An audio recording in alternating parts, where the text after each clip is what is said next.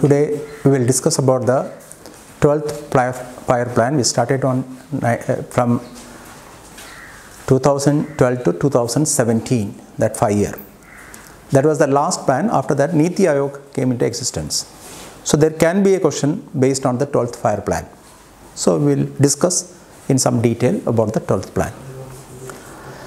The 12th plan put the rate of growth at 8.2%. But the National Development Council reduced it to 8%. Now a lot of objective was laid down that the faster economic growth, sustainable growth and inclusive growth. These were the three important points where the 12th plan was given more importance. Faster growth, sustainable growth as well as inclusive growth. Now if you look at different sector wise, what has taken place in the 12th plan? For example, economic growth. Already I said in the beginning it was kept at 8.2%. Now it is after that NDC reduced it to 8%. Agriculture was given, the growth rate was given at 4% per annum. Agriculture. Manufacturing sector 10% and service sector 9%. So by 12th plan, agriculture must increase by 4% growth rate, manufacturing at 10% and service sector 9%. That was on the economic growth side. Now if you look at the second important from the poverty and employment point of view, they said that 50 million people must be employed at the end of the 12th fire plan. 50 million. Similarly, 50 million skill formation also was predicted in the 12th fire plan. So in the employment side, 50% new jobs will be created in the fire plan, 12th fire plan, and at the same time 50 million people will be given modern skills. In the poverty side, it said that there must be a reduction in the poverty by 10% when compared to the preceding years. So at the end of the 12th plan, there was a reduction in poverty by 10%. That was the focus that was given in the 12th fire plan. Now if you look at the infrastructure side, they clearly stated that almost all the village road must be having all weather proof roads. All the villages in the country must have all weather proof roads. National highways and state highways has to be further developed. At least 50% of the villages must have irrigation facilities. That was predicted in the 12th fire plan.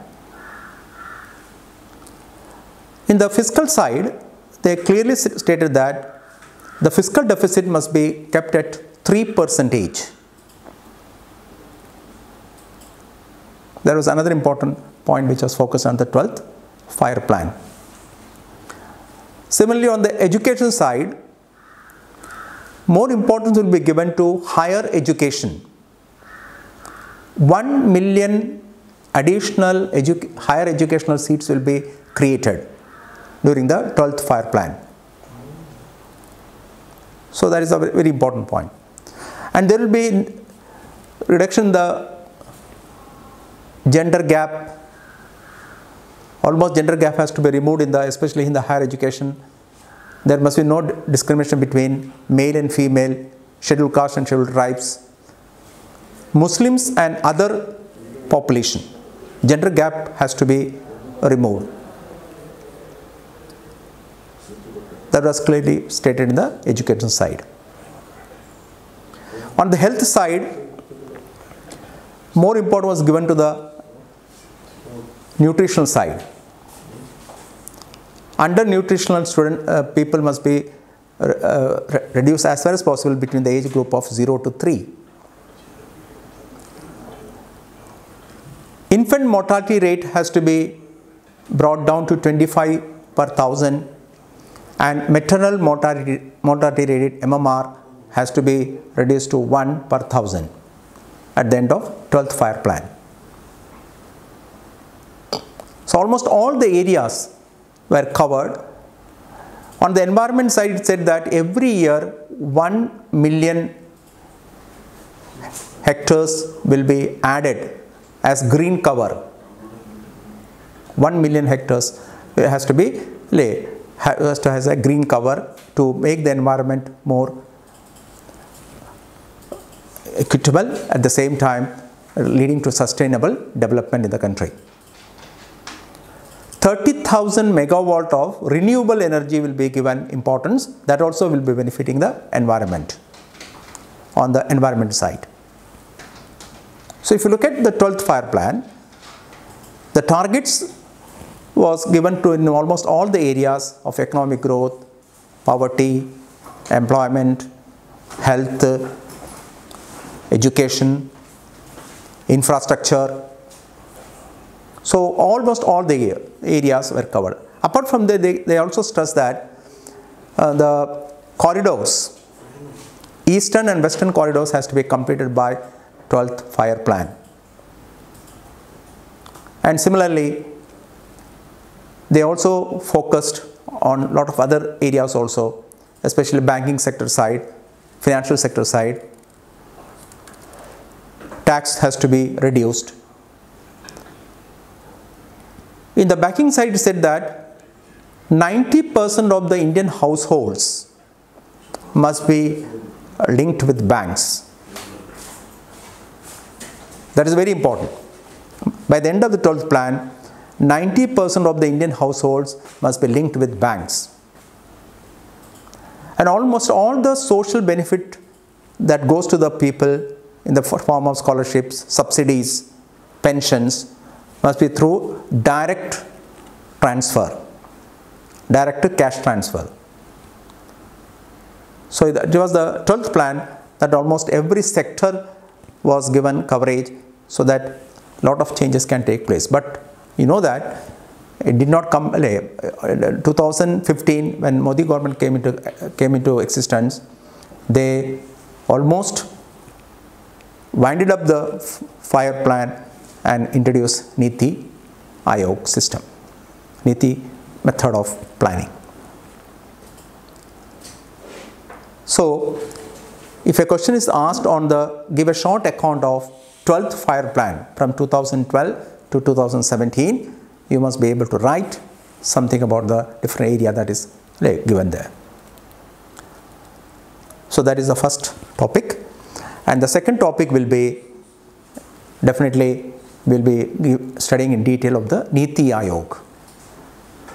Niti Aayog was introduced on 1st January 2015, giving away 64 years of Indian planning system. The head of the chairperson of the Niti Aayog will be definitely the Prime Minister, and he will be assisted by a lot of people. And if you look at the organizational structure of Niti Aayog, that if a question is asked on the organizational structure, composition of Niti Aayog, as a short question you must be able to write. Now take the first one. Chairperson definitely will be the Prime Minister. He will be assisted by Governing Council. Governing Council consists of Chief Ministers of States and Lieutenant Governor of the Union Territories. It's called Governing Council. Third is Regional Council. Regional Council will be, actually it is a need-based concept where the concerned regions, chief ministers, or that particular regions, union territories, lieutenant governor will be introduced. The council consists of chief minister as well as lieutenant governors of that particular region. So that is why it is called regional council. Then we have full-time members and a few part-time members, full-time as well as part-time. In the case of part-time members, only maximum number will be only 2 on a rotational basis. So we have full-time members as well as part-time members. Special part-time members should not exceed 2 people. Ex officio members.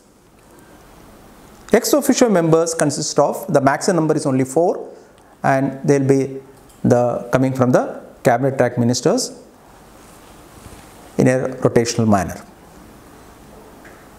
So we have ex officios also. There will be a lot of specialists who are appointed or well versed in different areas. And there will be a chief executive officer, CEO. So this is the organizational or the composition of Niti Aayog. Now here a question can be asked, what is the difference between Niti Aayog and the Planning Commission? So there is a lot of changes. Simply if you can say that in Planning Commission there is a chairman, here there is chairperson. Both are actually same. But in the second case, we have governing council in Niti Aayog, which was actually the NDC, National Development Council of what was in the Planning Commission. But here the number is restricted.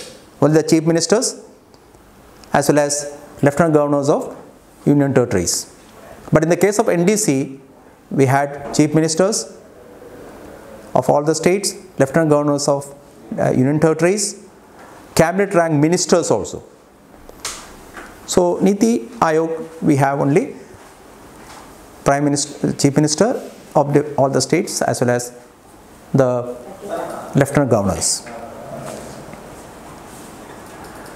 Now another important point to be borne in mind, that in Niti Aayog, finance ministry plays a very important part for allocation of funds.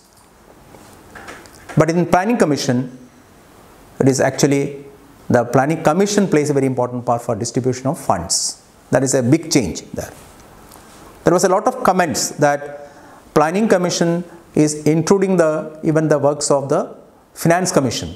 There is no need to have 2 commissions, Planning Commission as well as Finance Commission. So here the Planning Commission will not distribute fund, the funds is distributed by the Ministry of Finance. That is the difference between Niti Aayog and the Planning Commission. Similarly, there is another important point. It is called in Niti Aayog, it is bottom up situation. But in the case of Planning Commission, it is up bottom. That everything, fund allocation, policies determined, strategies framed, everything is done by the Planning Commission. In the case of Niti Aayog, actually village sector plans are also created, which is aggregated, then it goes to higher body, to the state and finally to the central government. So it is bottom up system that is used in Niti Aayog, but in Planning Commission it is actually up bottom, entirely different. Niti Aayog gives more importance to federalism, cooperative federalism. They are more concerned about the strong states and strong nation. Strong states and strong nation. That is the system adopted here. But in the Planning Commission, it is a central based. All programs are set at the central level. The members in the Niti Aayog, the number is very small, but in the case of Planning Commission, the number is very high. That is another important difference. Similarly, we have CEO, Chief Executive Officer in Niti Aayog, but there is no such a situation as far as the Planning Commission is concerned. So that is, if a question is asked about the difference between the two, you can give a lot of analysis and you can give the difference between the two. So a question can be asked based on difference between Niti Aayog and Planning Commission. Here there is a national agenda in Niti Aayog which helps in formulating policies and also directing the government. So it has a national agenda. All technical advice and other services which is required will be given by the Niti Aayog to both the central government as well as the state government. They will also assist, especially the technical side, for preparation of village plans, and which is then aggregated into higher bodies like district planning board, then to the state as well as to the higher. And then bottom up, it is said bottom up. Actually, it is a dynamo, directional policy dynamo, Niti Aayog. So actually, in the case of Niti Aayog, the plan has to be created by the state level itself. Good plans, good projects, and the project will be analyzed by experts. So that is why it is called think tank. And finally, if it is approved, the funds will be allocated. And the funds can be utilized properly. And there is a proper monitoring of the work that is done at the state level by the Niti Aayog. So that is very important, both in the implementation side as well as monitoring the work, how it is going on. If a good project comes. So it is regional projects can be created which is not familiar to the central government. So state governments can take out good projects. If it is found to be feasible, definitely then funds will come from the Niti Aayog and the funds will be utilized. So that is very important. Lot of advice can be taken, lot of experts, especially institutions, scientists, both at the national and international levels will be taken into consideration when a project is coming up. Before that, there was no such system. So proper monitoring is there, implementation is there, they look after the projects, how it is monitored. And similarly, if any advice is required, the advice is taken not only from the national level experts but also international level to bring out new ideas. Technology changes if it is required, everything will be provided. So with this they had 3 years action plan.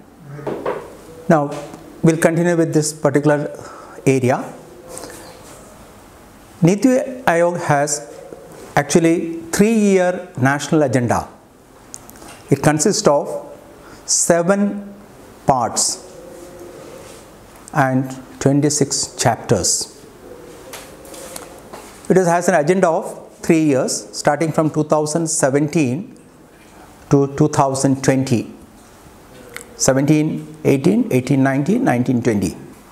It's called 3-year national agenda of the Niti Aayog. And this 3 years plan will be then incorporated in the 7-year. And then it will be included in the long term 15 years. So 3 years, 7 years and last one is 15 years. So it is a 3-year agenda, right, starting from 2017 to 2020. Then will be again added to the 7-year plan and this again added to the 15-year plan. So a lot of things has been said in that particular area. Again, the fiscal deficit has to be brought down to 3% by 2020. Similarly, the revenue deficit has to be brought down to 0.9% by 2020. You know that it has not been achievable today. And due to the pandemic, again the fiscal deficit is rising. So the idea was given that by 2020, the fiscal deficit has to be brought down to 3%. Now it has been increased to 3.3%. And similarly, the revenue deficit has to come down to 0.9% by 2020. A lot of things were said in the agenda. House for all by 2022. The income of the farmers has to be doubled by 2022. So a lot of things were said in the national agenda. Of course, due to pandemic, all this situation has changed now. It is very difficult to attain that. So actually, when it comes to 15 years, it reaches to 2031-32. The action plan has 3-year plan, then it will be added to 5-year plan, 7-year plan, then it will be added to the 15-year plan. So that means it will continue up to 2031-32. Now, there is a certain reports which has been put forward by Niti Aayog, especially in 2018, they put forward the health progress, states health progress index report. They said that healthy state is a progressing India. Healthy state leads to progressing India. Healthy state, progressing India. When this report came out, the best part was in India, Kerala is the first state where the overall performance in health is the best, followed by Punjab and then followed by Tamil Nadu. The worst performance was done by Rajasthan and Uttar Pradesh. So the report was coming. Then there was again New India at 75. A new vision was created. Almost 9% growth rate. It predicted 9% growth rate. The New India Vision 75 at 75. So a lot of new things are coming up. How far it will become a success, the time will say. So we must be able to write a short note on Niti Aayog. So that is the second important topic which we have covered. Now third is very important, the post-economic reforms. That we will discuss in detail by taking into account different areas. Take the first one. Now what were the reason to go for the new economic reforms? If you look at the plan period, there was a deliberate system of planning in which they said that public sector will dominate. Private sector fund will be accumulated for development program, and the income that is generated from the public sector will be utilized for the development of infrastructure and other areas. But development program will be done with the help of the funds that is obtained from private sector. But it did not achieve. Of course, in 1985, there was a lot of mismanagement in public sector enterprises. Public sector created huge losses. Inflation was rising. So something has to be done. So in 1985, some efforts were done by the government to tackle this problem of high inflation, mismanagement, heavy borrowings, shortage in foreign currencies, foreign exchange reserves. Of course, in 85 something was done, but it was not fully wholehearted. So the situation did not change. The economy was all on the verge of collapse. So naturally, in 1991, something has to be done. So the main reason was the foreign exchange reserve was going down and down. Import was very high, export was very less, and there was a heavy shortage of foreign currencies in the country. Similarly, Gulf War and the rise in the petrol prices. You must be aware that if you look at the total deficits, the major source of imports was from POL, petrol, oil and lubricants. Petrol, oil and lubricants, POL. So that was a very serious problem. Inflation was on the rate of 12% per annum.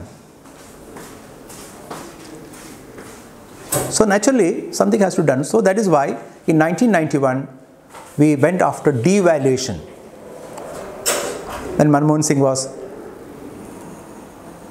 the minister, Narasimha Rao was there. At that time the finance minister devalued the currency by almost 20%. Now what is actually devaluation? We are devaluing our own currency, making our currency cheaper, so that exports will be boosted and import will be curtailed. That is the situation when devaluation takes place. So I'll give an example. If $1 is equal to 70 rupees, if the government says that the currency is devalued by 20%,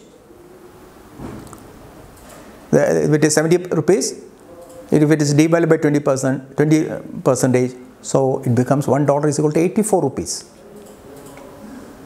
By devaluation, $1.70, it becomes $1.84 rupees. So now what happens? Exports will be boosted. Lot of people come to India to buy the commodities, and similarly nobody will go and take ready to go to outside, and import will be curtailed. So in 1991 the currency was devalued by 20%. So that is very important. And almost all the sectors were reformed. That is why that is called New Economic Reforms of 1991. Now first important change took place in industrial sector. A lot of changes were introduced in the industrial sector. The most important was removal of licenses. During 1969, 70, 72 period, you can see that there was a license Raj in the country. Except 18 industries, license was abolished. And these 18 industries were from the strategic point of view, national point of view, environmental point of view. Later on, it is now reduced to only 5 industries, which requires compulsory licensing. So before it was 18 when the 1991 policy started, 1991 industrial policy started, and 1990 reform started. There was actually 18 industries were requiring licenses. Now it has been reduced to only 5. Now what are the particular 5 where license is required? The first one is cigarettes, which has a tobacco content in it. If any commodity which requires tobacco products, if you want to manufacture it, you must get license from the government. Number 1. 2. Breweries and distilleries for manufacturing foreign liquors, definitely we have to require licenses. Breweries as well as distilleries for manufacturing of alcoholic liquor, compulsory license is required. 3. Defense equipments, aerospace and defense equipments, definitely license is required. Hazardous chemicals, if you want to manufacture hazardous chemicals, definitely license is required. Manufacturing of explosives, detonating fuses, or safety fuses, or matches, matchboxes, preparation of matches, where we require certain equipments, potassium nitrate or something, explosives, for the manufacturing of explosive commodities, definitely require licenses. For all other areas, license is abolished.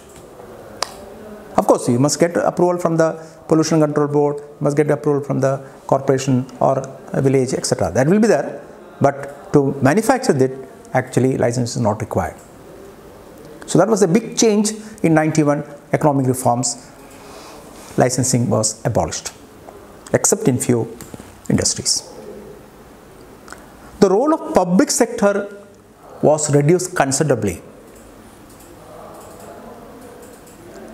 Today there is only two areas: atomic energy and railways. Now railways is slowly privatized.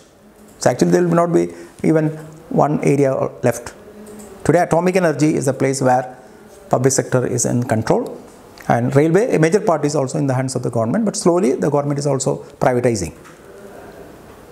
So that is a big change.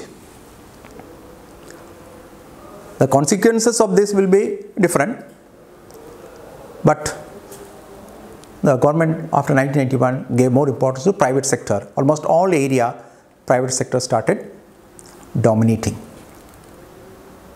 So that was a big change. Third, very important, foreign investments.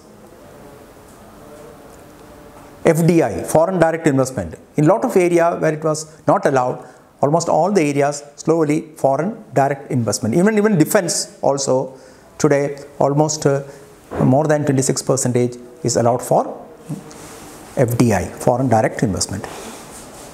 Here you have to make a difference between what is FDI and what is FPI. What is the difference between foreign direct investment and foreign portfolio investment? In foreign portfolio investments, the people of foreign countries, they will try to buy the shares of the Indian companies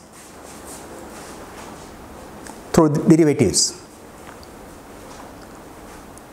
That means they are the purchase of shares only.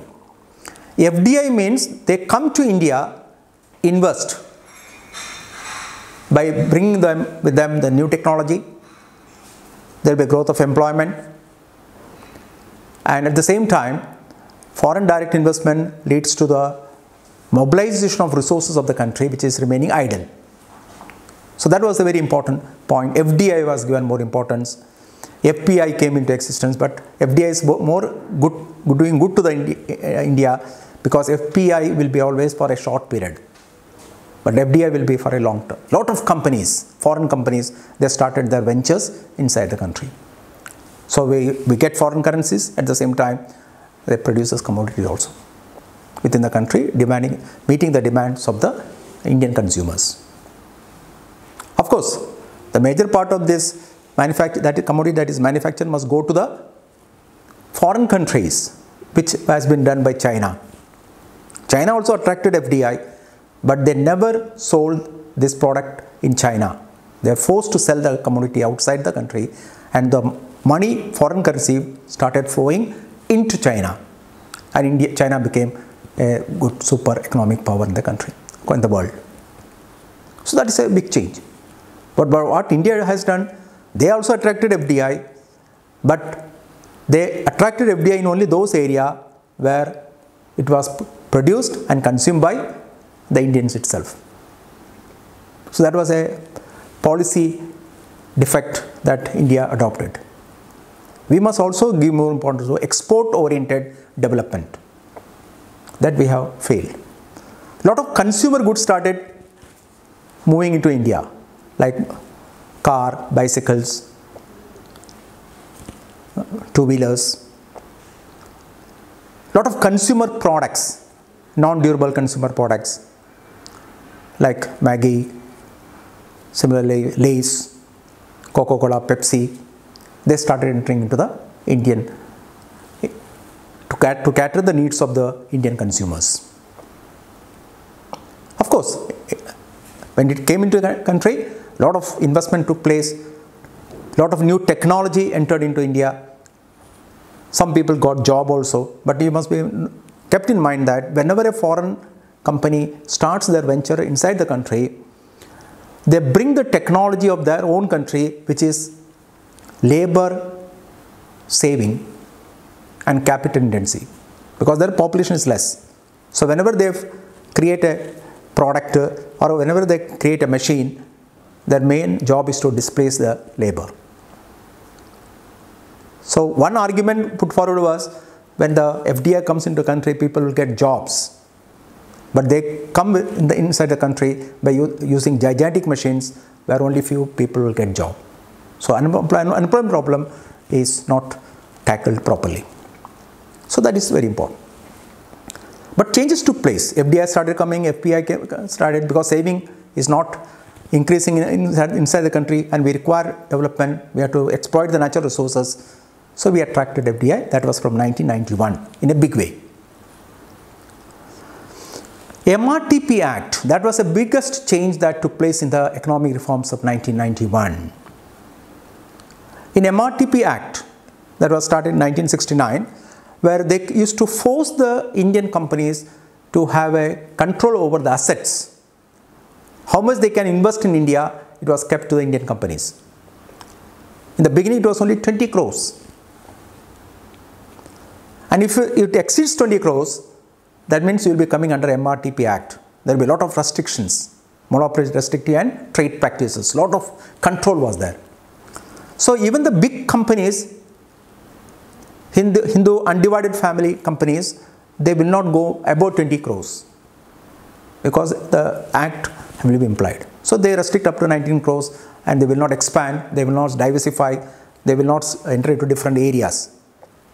Of course, after 1969, it was raised to 40 crores, 50 crores, and later when 1991 new reforms came into existence, it was 100 crores. So any business can go up to assets of 100 crores. But after 100 crores, they cannot go. So in the 1991 policy, what has been done, Mrtp Act, this asset limit was taken away. If you look at that particular area, almost all the companies, they entered into almost all the areas, they expanded their assets and they have become giants. Tata, latest Adani, he was not even in the picture during 1991. Within a short period of Modi government of 5 years, 6 years, he has become a giant. You can invest in any field. It was said about the Tata that from S to S, from software, salt to software. Before, they were not there in that area. Even in the latest business software, they entered. They increased their asset to thousands of crores, 10,000s of crores. That was a big change that took place in India after 1991. So Mrtp Act, asset limit was taken away. So there were a lot of mergers, amalgamations. A lot of FDI came into country, gave huge amount, and they took over a lot of Indian companies. There was collaborations. So that was a big change. Disinvestment policy came into existence. A lot of public sector enterprises which are running under losses, even profit-making companies were sold out to go after privatization.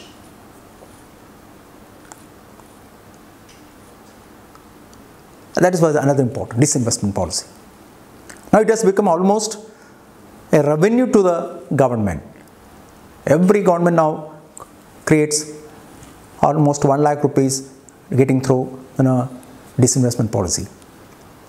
50,000, 60,000, 70, even 1 lakh crores from disinvestment. So it has become another source of revenue to the government. Before, tax used to be the major source, slowly shifting from tax to non-tax revenue. So that was a big change. So in this way, in the industrial side, a lot of new changes. That was in the economic reform.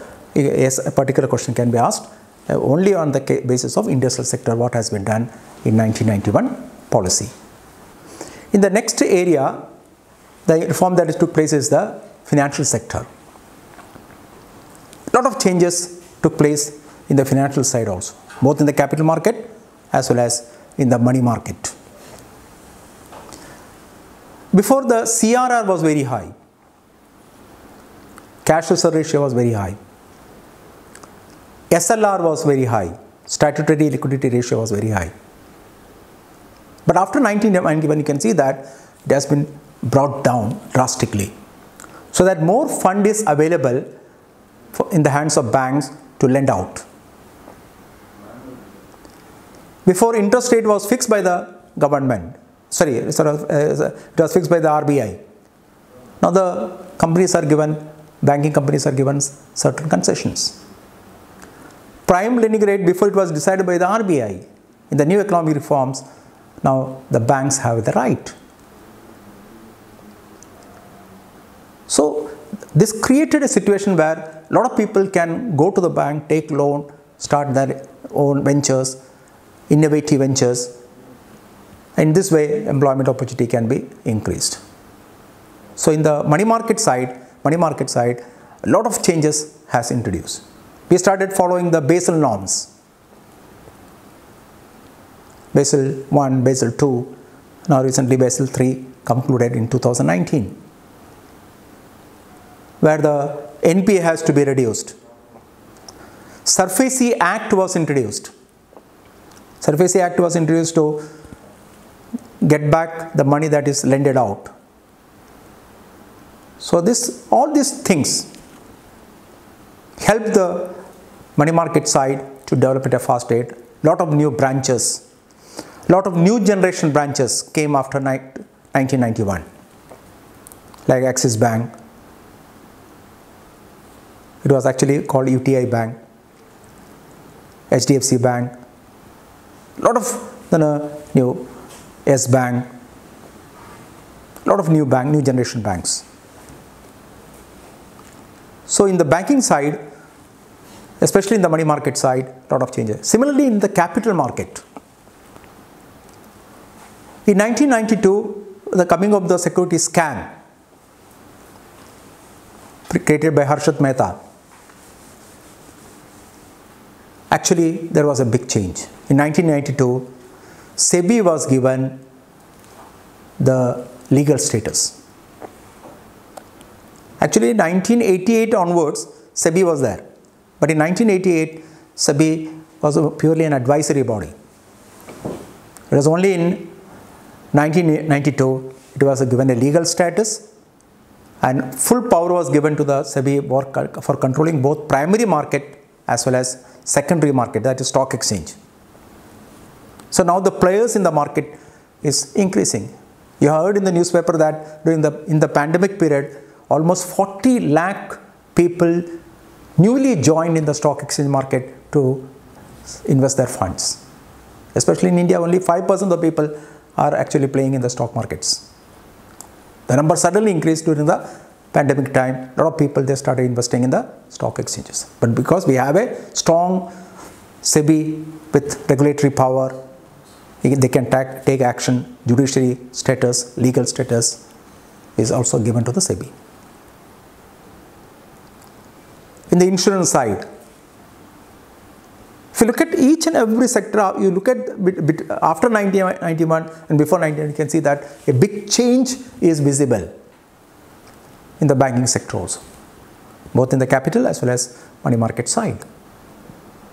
So that was a big change in 1991 reforms. In the external sector, a lot of change took place. I said that in 1991 the severe problem was borrowing and shortage of foreign reserves.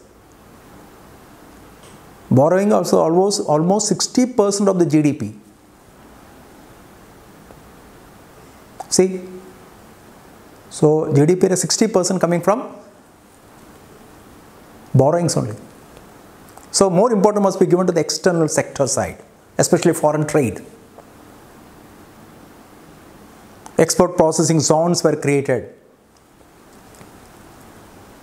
Lot of concession. Excise duty was reduced. In certain cases, excise duty was taken away. Import duty, export duty there was a reduction, especially in the export duty. A lot of bounties were given. Trade fairs were conducted in different parts of the world. Trade fair authority was created. So what happened? A lot of people from India, they started going to foreign countries, buying commodities, selling in India. Indian companies going to outside. So there's a big change in the external side, which increased our foreign exchange to a considerable extent. We changed the direction of trade. Before it used to go only to the UK, USA, Germany, France, etc. Now we shifted our area of importance to Australia, New Zealand, Gulf countries, and other parts of the countries, nearby countries, including it was before also. We have a big market in our Asian countries. So what happened? A lot of foreign currencies started flowing into India. I'll give an example. 1991, it was only 1.1 million US dollars. Now it is almost 350, more than 350 US million dollars foreign currency flowing into the country. Here another very important point, Foreign Exchange Regulation Act, FERA. FERA was in 1973. It was replaced by FEMA. Foreign Exchange Regulation Act was removed and a new situation came, which is called FEMA, Foreign Exchange Management Act, FEMA. With the coming of the Management Act, more importance was given to voluntary compliance. In the FERA law, severe punishment was given to the people if they violate the foreign currency violations or foreign currency regulations. If they violate that, severe punishment, criminal offence was considered. With the coming of FEMA, Foreign Exchange Management Act, even if some malpractice takes place not deliberately, you can take the bail and go out. There will not be any criminal offence, it will be considered as a civil offence. With the coming of this, lot of people from India, they went to different parts of the world, purchased commodities, started selling inside the country, because the FERA was a very deadly law that was created, which was removed, and instead of FERA, FEMA was introduced, Foreign Exchange Management Act was introduced.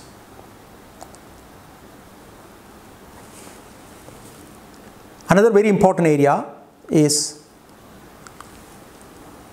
taxation sector. If you look at taxation side, a lot of changes. The most important point which was highlighted before 1991 was that the income tax rate, especially corporate tax, was very high in India when compared to almost all the industrial countries of the world.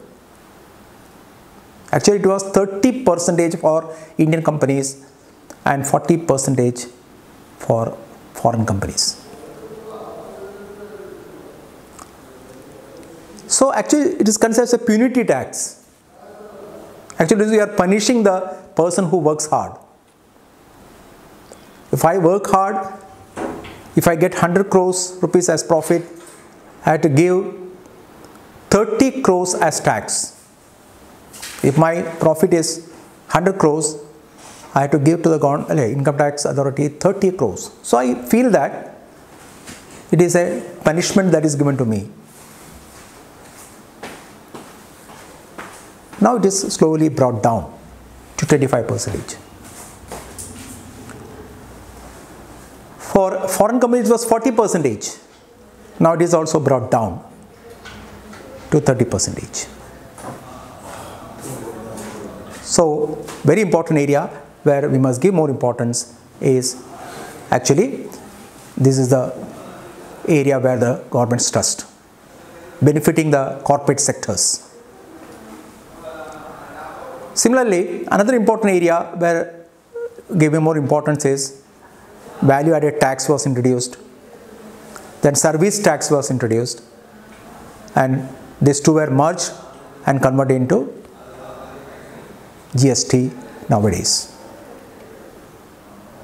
service tax, lot of services were included. So we started generating more income from indirect taxes also. Another important problem which was faced before 1991 was to filing of the tax returns. So after 1991, it has become simplified, rationalization of taxation has been introduced, and similarly, now there is a system called Saral, where in a single piece of paper, a few information has to be given for paying the taxes. Online system was introduced, also introduced inside the country. So this is very important. But taxation side also we made a lot of changes, and then the whole system was ready for a big leap forward in almost all the sectors in the country. One point must be noted in this, that a country which was giving more importance to agriculture was practically neglected in the new economic reforms. It was only in 2000 that we started giving importance to new agriculture policy in the country. A country where the majority of people are living in villages, that major sector was practically given not importance. That was the biggest drawback of this new economic reforms in 1991. Otherwise, all the sectors were given a lot of changes were made to make the economy growing at a fast rate. Now, with the coming of this new economic policy, what has happened is lot of products.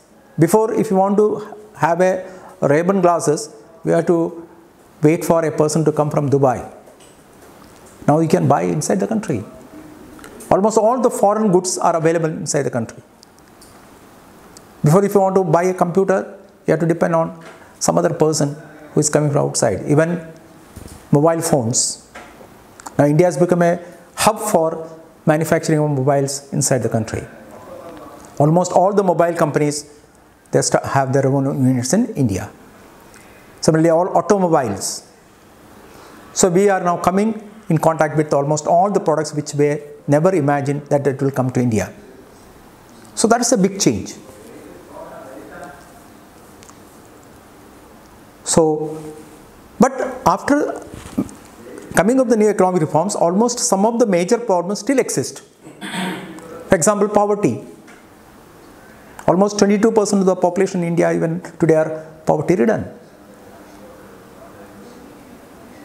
Even infrastructure is slowly coming up inside the country. Unemployment is on the increase. So these are the areas where we have to focus on a big way to reach to a higher level. Skill formation, we must give more importance. So this new economic reforms in 1991 almost covered almost all the sector except neglecting agriculture. Agriculture policy was actually came into existence only in 2000 AD. So that is very important.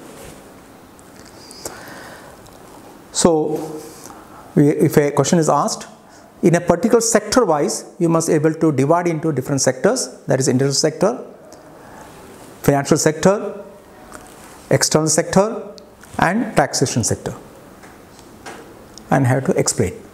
If a big essay is asked, you have to concentrate almost all the areas with putting some statistics also. Now next topic will be going from a section called primary, secondary and tertiary sector. Of course, in the primary and secondary, the next modules are based on agriculture as well as industries. So I am not going in detail on that particular area. In service sector also, the fourth module deals with a lot of services like in infrastructure, road construction, energy, etc. But I will be concentrating on the area which is not said in that particular area, because it is coming under primary, secondary and tertiary. So any area can be concentrated. So I will be giving importance to a particular area which is more relevant today, that is health. So a question can be asked based on fire plants. What has been done during the fire plants and latest changes. So here another essay, health. Now if you want to study regarding the health sector in India, definitely you must give more importance to two important things. One, nutritional standard, and second one is health facilities. If you look at the two sides, what has happened in India is that we are more interested in treating the people after the disease has come. That is the policy of the government. They have not made any important measures to curtail diseases, to reduce diseases. So we have to tackle from the 2 points. On the one side, must have health facilities. Second, the nutritional standards of the people has to be increased, especially children's, pregnant women, nurturing women. So this is the area where we are not concentrated. So a lot of diseases are developing, new diseases are also developing in the country. Old diseases are also not able to be controlled. Of course, there is a regional imbalances. Certain states have done very good in health, for example, Kerala. That is one of the reasons why we are able to curtail even today the death rate when the pandemic broke out. Even today the number is less. When thousands of people are dying every day in Maharashtra or Delhi, it is restricted to say 2025 all over Kerala, total gain, where the density of population is very high and it is very easy to spread the disease in our country. So certain areas where health facilities has developed in a big way, but certain other areas, if you look at Gujarat only towns are having certain facilities. There is utter poverty and malnutrition in villages. In the villages. So that is why there is a Kerala model of development. That must be important to development or health. Here we gave more importance to health and education, but in Gujarat the hospital facilities are very poor. At the same time, malnutrition is also very high in Gujarat. Especially child malnutrition. This does not mean that nothing has been done on the health side. A lot of things has been done in the 5-year plan period. But due to the poverty-ridden people, due to malnutrition, there is stunting of the children. The children are underweight. That's a very serious problem. The height is also coming down. So that is a very serious problem we have. A lot of communicable diseases are coming up in our country because of insanitary conditions. But a lot of effort has been done, no doubt. For example, ASHA workers, accredited social health activists, they are doing a commendable job trying to control especially certain diseases which is communicable. National Rural Health Mission was started in 2005. Seeing its success, we also created National Urban Health Mission. In 2013, these two were merged together to create National Health Mission. They are also doing a commendable job.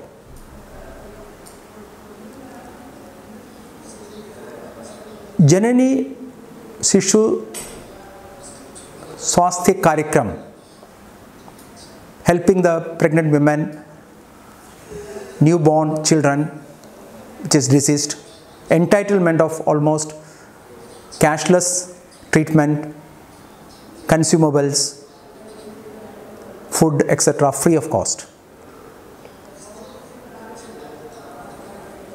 Similarly, for the insurance side, we have Pradhan Mantri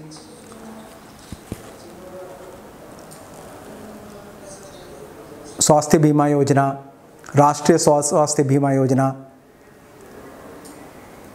A lot of new systems were introduced to try to control the diseases inside our country.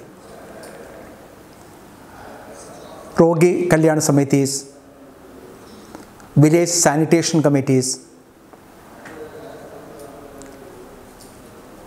mobile treatment units, use of ambulances. A lot of facilities were introduced all over the country to try to control the communicable diseases, at the same time to have a better health in the country. But it was with a partial success. It's not a full success. Because of all these efforts that is done inside the country, we were able to control certain diseases like smallpox,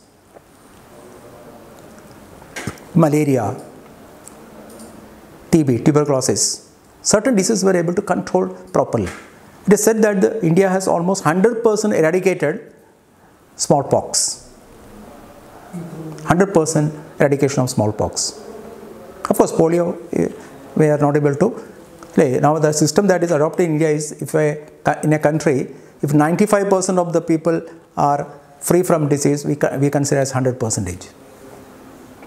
But the smallpox is the only disease where it has been 100% controlled. Lot of vector-borne diseases, national vector-borne diseases like malaria, filaria, dengue. There are certain new diseases which are coming in the country. So that means something is done in the fire plans, and the 12th fire plan we have give importance to universal health coverage, where we will not consider income levels, gender, caste, religion, etc. All the people in the country, irrespective of their income, they will be given health coverage, universal health coverage. But it is not fully implemented at present. The policy of the government was to create universal health coverage like it is in the foreign countries, but it is only in the dormant stage now, because 12th plan, they envisage that there must be universal health coverage. Now, what were the problems that existed? Why the health area is not creating a lot of problems? Problem number one, there is a lot of dearth of doctors and nurses, paramedical staffs in the country. A country where we have a lot of medical colleges, thousands of people are passing out every year. But even today, a country like India, there is a severe shortage of manpower in health side. I'll give an example. It requires 45 doctors, 85 doctors to cater the needs of 1 lakh population. That is a normal situation. 85. But the number is only 45. The number is only 45.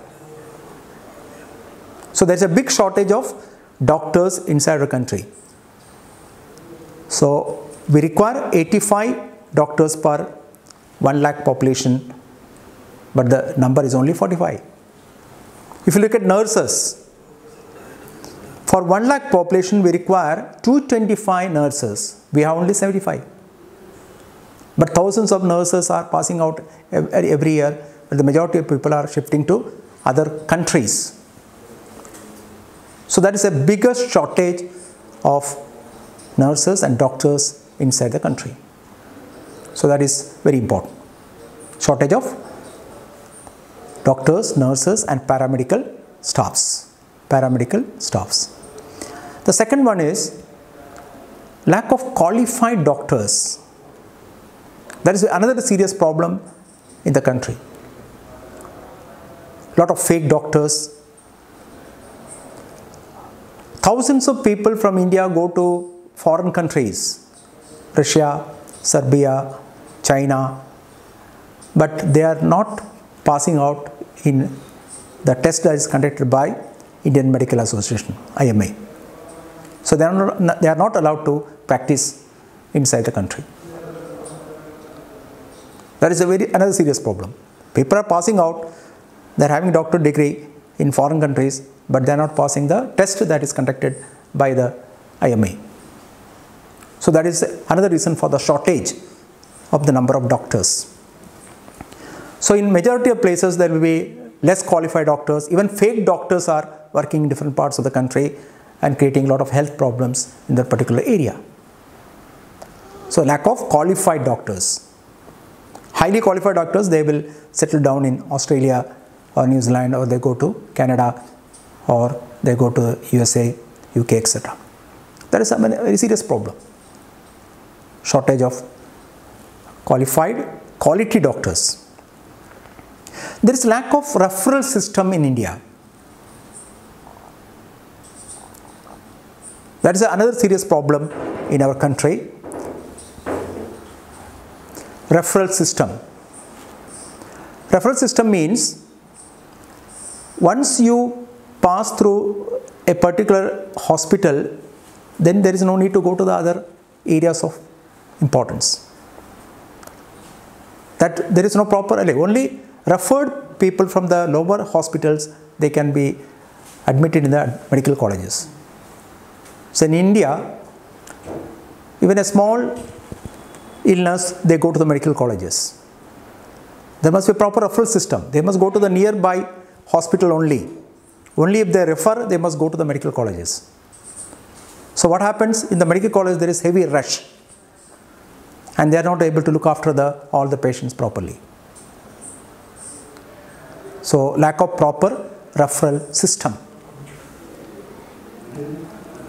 Similarly, lack of equipments.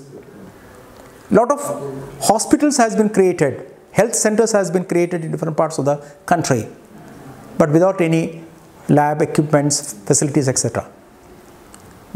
So that is a serious problem. You have heard about in UP where because of shortage of oxygen, lot of young children died in a big number. See, shortage of machines, shortage of equipments, also creating a lot of problems in the health side in our country. So that is another problem. We have to educate the people.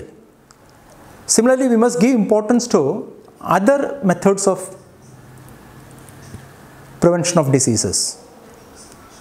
The government is giving more importance to Ayush.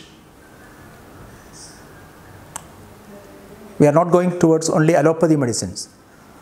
Equivalent to allopathy, we must give importance to Ayush scheme, where AYUSH, where A means Ayurveda, Y means Yoga, U means Unani, S means Siddha, H means Homeopathy.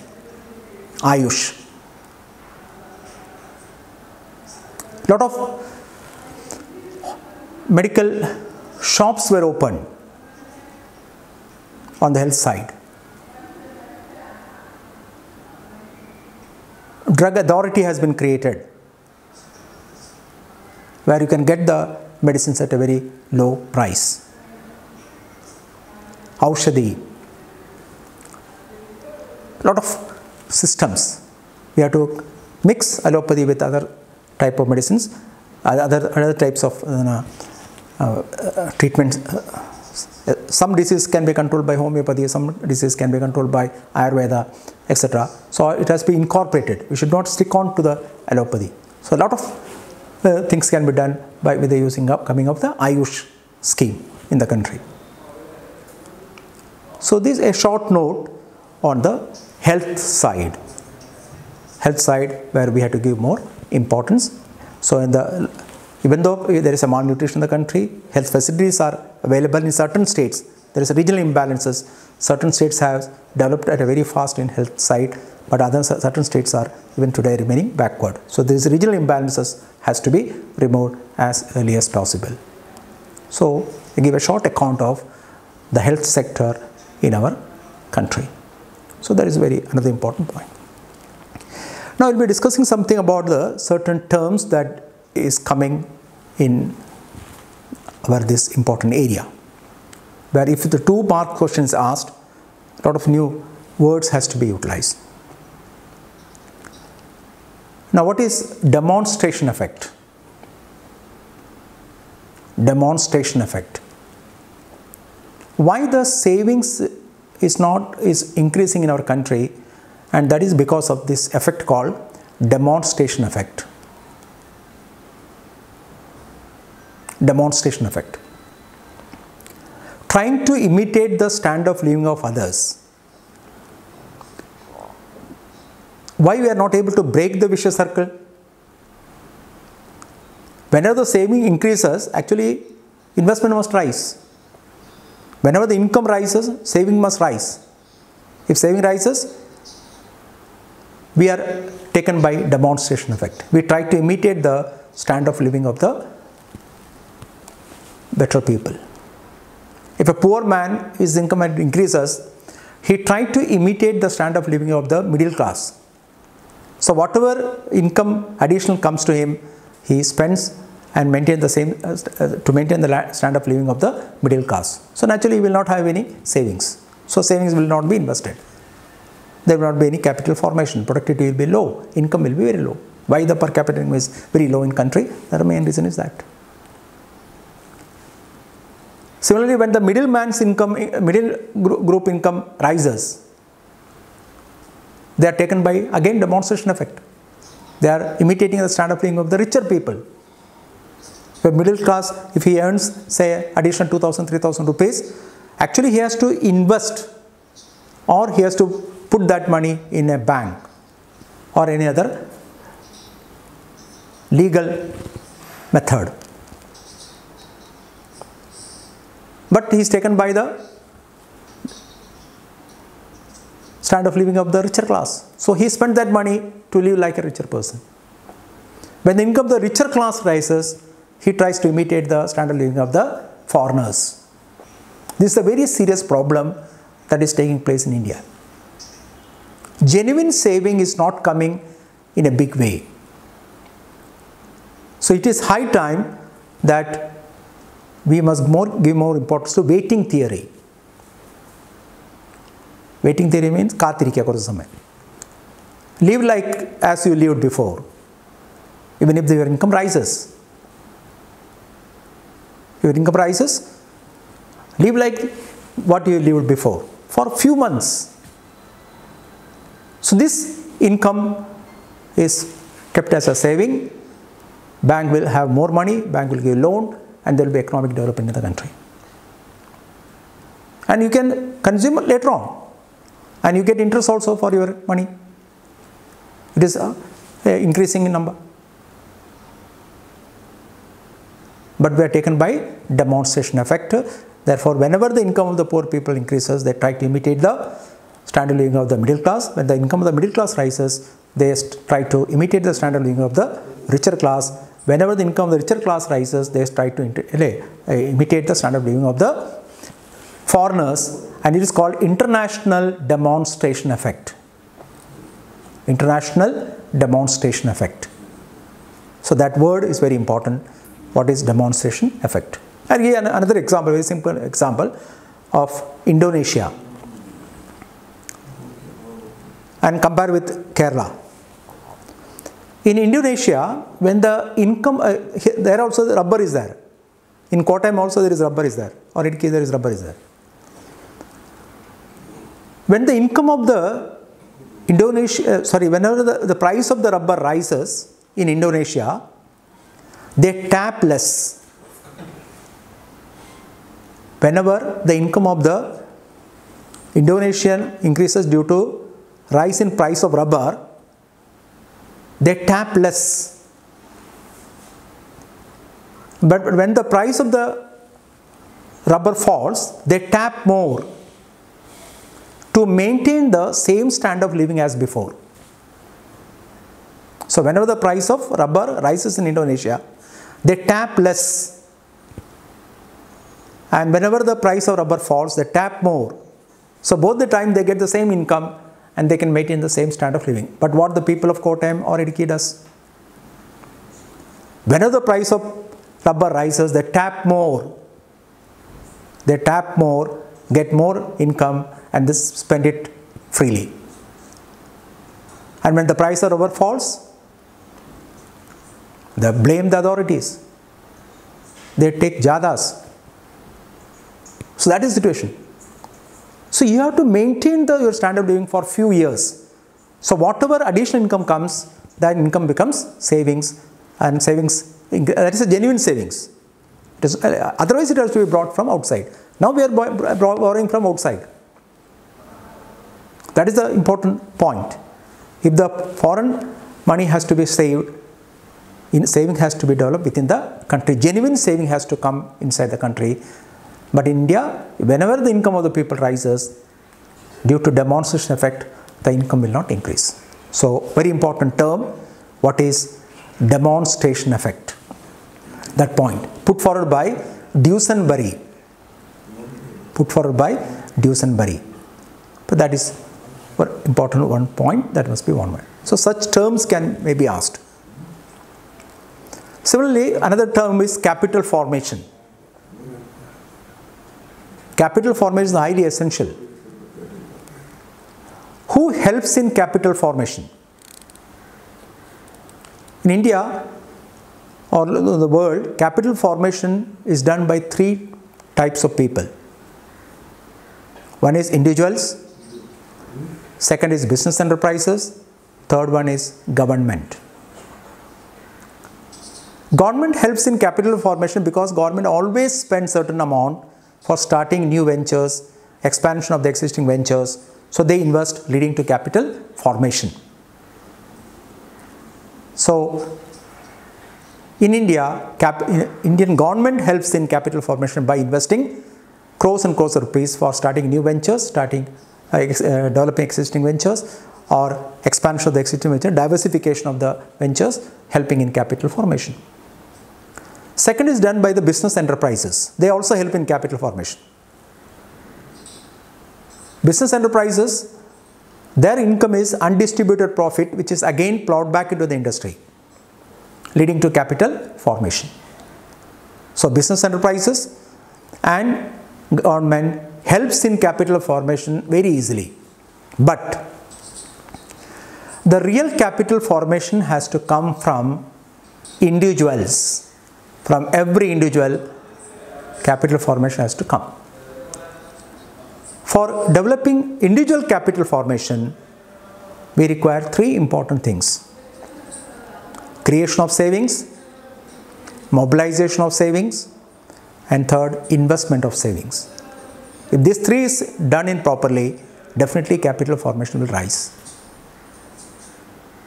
So, government helps in capital formation, business enterprises help in capital formation. But the real capital formation has to come from individuals, where there are three stages. Saving has to be created, it has to be properly mobilized, then it must be properly invested also.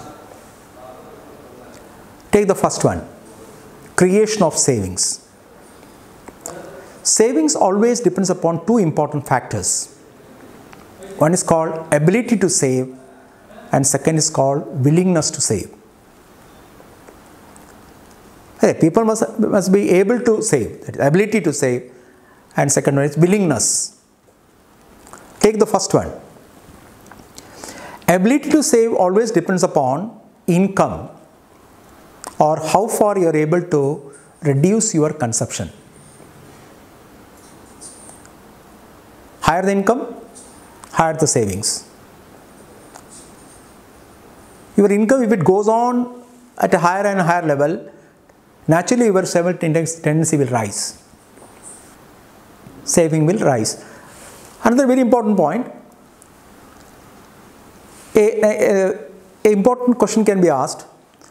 When your income rises, saving also increases, consumption also increases. But saving increases always in a increasing rate, consumption always increases at a diminishing rate. So that is one of the reasons why the richer people can save more.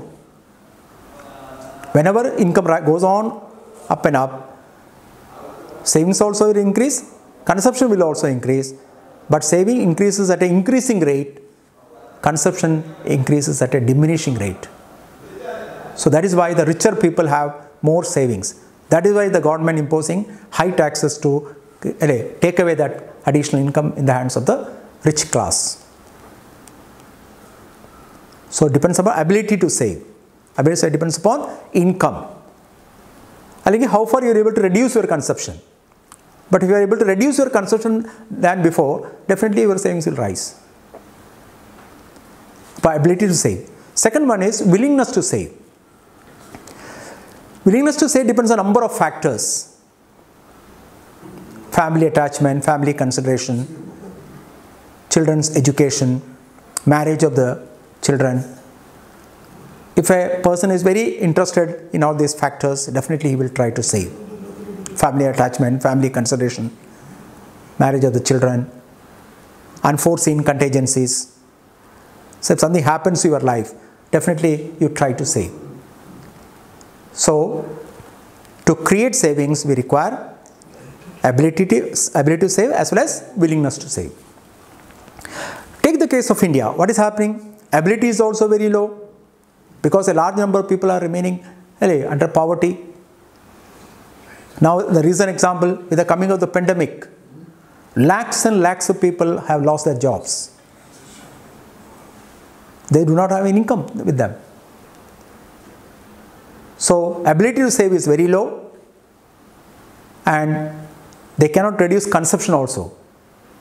In the majority of people in India gets an income, the majority of which is consumed. And they are going even after for negative savings. What is negative savings? You are borrowing. Expenditure is higher than your income. So that is a very serious problem. Ability to save is also very low. Willingness to save, they cannot reduce their consumption. So the first stage in India has to be improved. Lot of policies, lot of strategies, lot of schemes are adopted inside the country just to increase the savings of the people. That is why we said that agriculture income has to be doubled by 2022. Therefore, APMC Act has to be modified. Labor laws has to be simplified. Investment strategy has to be changed. But at present, even the first stage, that is creation of savings, is very low in our country. Whatever savings that is coming in the hands of the people has to be gone to some financial institutions, organized financial institutions. For example,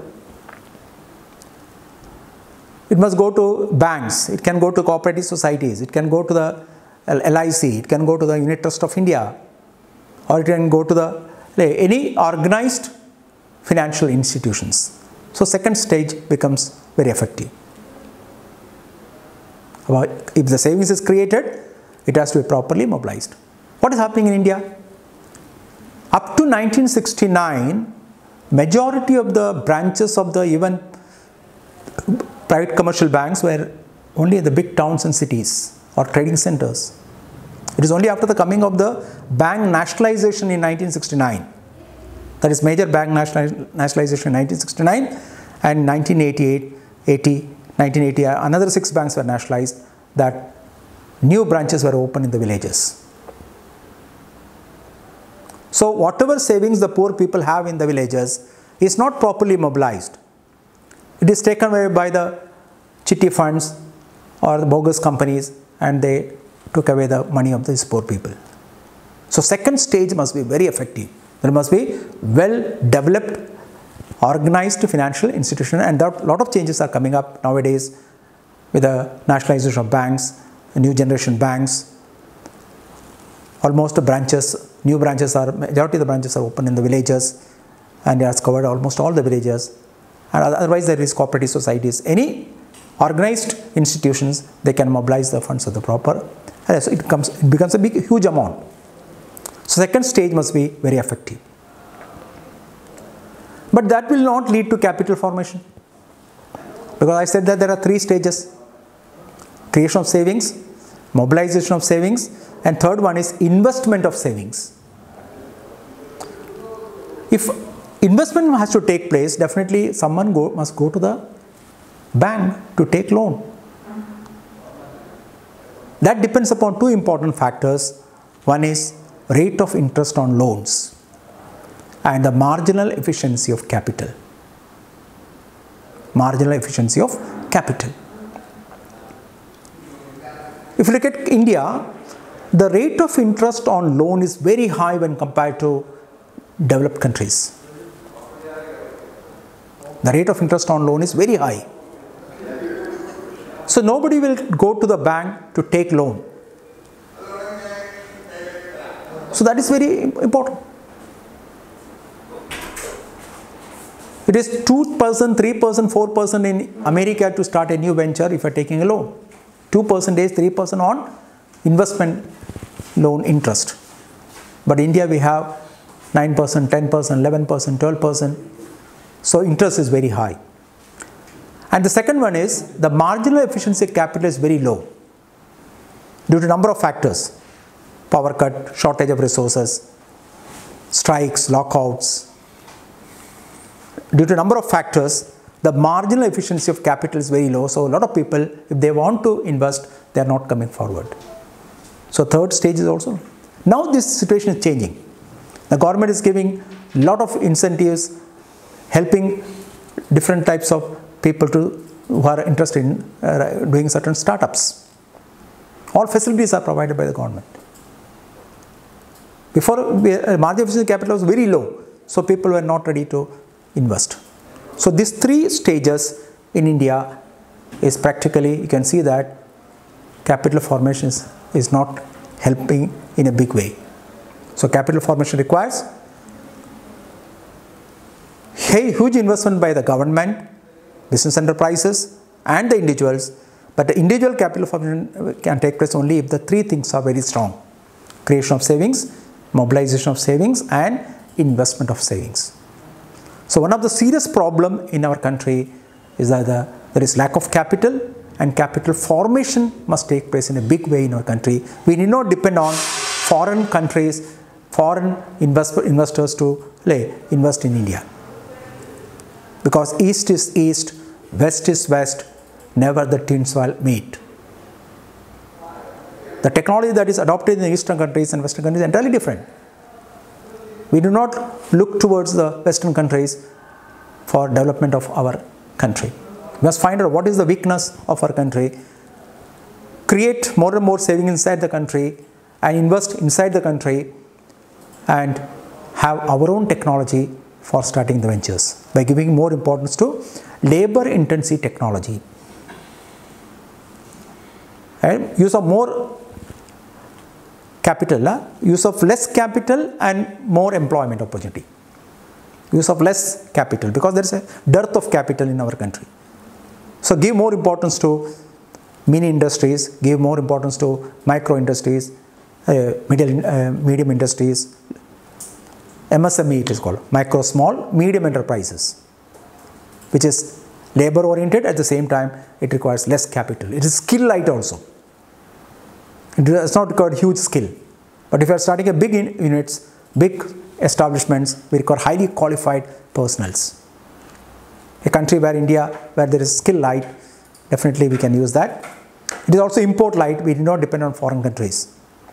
That is why I said this important word: East is East, West is West, never the twin shall meet. It is a poem of Rudyard Kipling. So that is very important. Now, so that term, what do you mean by capital formation in the country? Similarly, the term unemployment. Unemployment, the term has to be clearly understood. In India, whenever we talk about in the economic terms, we are talking about not voluntary unemployment. We talk about involuntary unemployment. What is the difference between voluntary and involuntary? Voluntary unemployment means you are ready, you can get job. You get job but you are not ready to work. Such people are least concerned as far as the economy is concerned. In every society, both in the developed and undeveloped countries, there may be some people who may be highly qualified, they can get job easily, but they will not work. Some people may be lazy, some people may not be, they may be having some barriers, regional barriers. They can get job in for other areas. They are not ready to move. So there will be some people in every country, they are considered as voluntary unemployed person. That does not create any harm to the society or to the country.